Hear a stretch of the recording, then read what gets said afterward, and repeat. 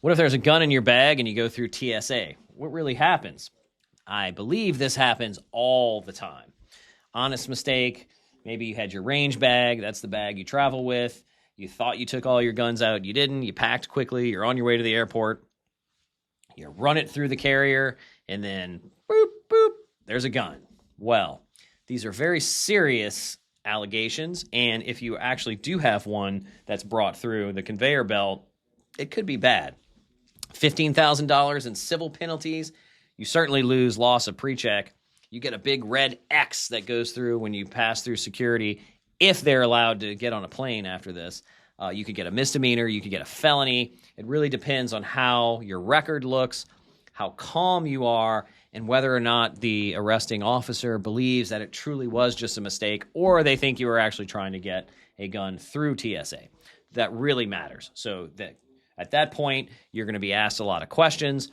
My suggestion, again, as always, was it was a mistake. I did not mean to bring it through. I would like to speak to my lawyer.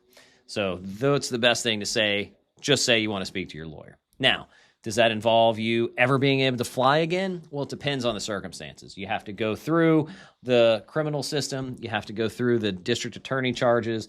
And at the end of the day, it's going to matter whether it's going to be a felony or a misdemeanor and whether you're on a no-fly list. Certainly, you're going to lose your pre-check, and you probably need to get to the airport 4 hours ahead of time just to make sure you pass through security. Because when that happens, you get the big red X when you come back.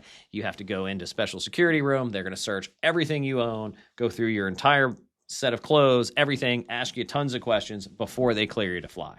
So it's a zero tolerance policy. You bring ammunition, you bring anything that could be considered an explosive device or weapon through, you will get tagged, and their system is very good. I don't know that it's easy to break through any of those. My suggestion is don't try it.